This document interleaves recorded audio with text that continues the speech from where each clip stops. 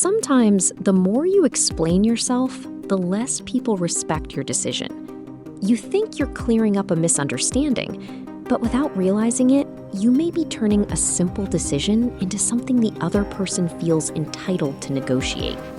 Someone asks you to do something you don't want to do. You say, "I can't." Then you immediately add, "I'm sorry.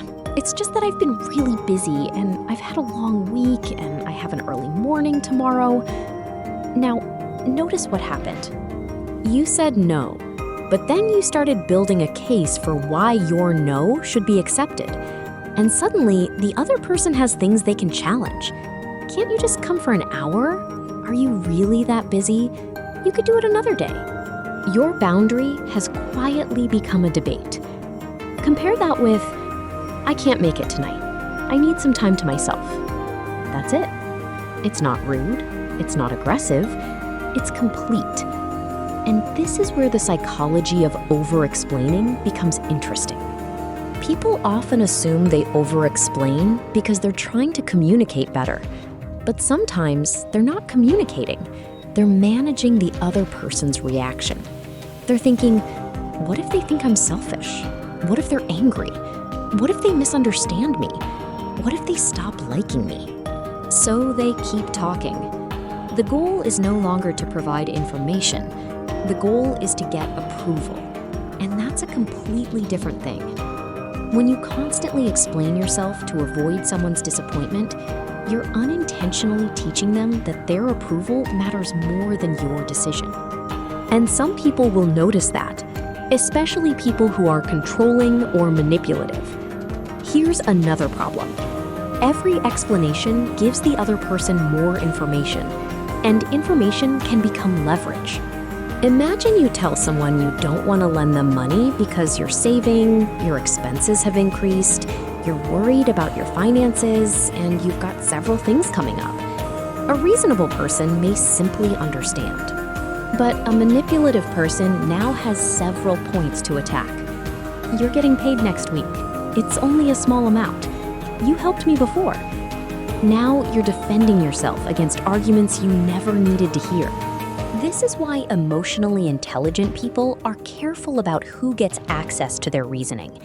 You can be honest without completely exposing yourself. And there's another subtle effect of over-explaining. It can make you sound less certain. Think about someone saying, "I don't like this restaurant." They don't need to give you a 10-minute presentation proving why. They simply don't like it. But when we're uncertain about our own decisions, we often pile on explanations because we hope enough evidence will make the other person accept us. Ironically, the more we try to prove ourselves, the more uncertain we can appear. Confident people explain themselves too. The difference is that they explain to communicate, not to obtain permission. And this gives you a very useful question to ask yourself before you start explaining.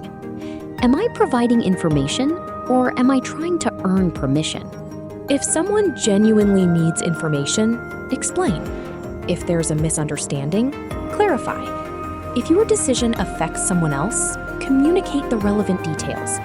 But if you've already communicated your decision and you're simply trying to convince someone that you're allowed to have that decision, stop. You don't need to win a courtroom case every time you set a boundary. Try simple statements instead. "I won't be able to do that. That doesn't work for me. I've made my decision." And if someone keeps pushing, "I understand you disagree, but my answer is still no." Notice what these statements have in common. They're calm, they're respectful, and they're complete. You're not attacking the other person. You're simply refusing to turn your boundary into a negotiation. But don't take this to the opposite extreme. The lesson isn't never explain yourself. Healthy relationships require communication. If you've hurt someone, communicate. If you've made a mistake, take responsibility.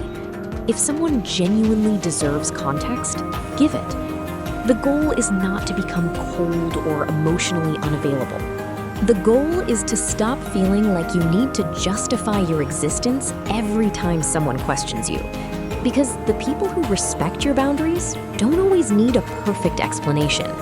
And the people determined to ignore your boundaries may never be satisfied with one. That's why confidence isn't having the perfect argument. You can disappoint someone without feeling guilty. You can be misunderstood without panicking. You can say no without explaining everything. Sometimes the most confident response is simply, "That's my decision." If you've caught yourself over-explaining lately, comment "enough" below.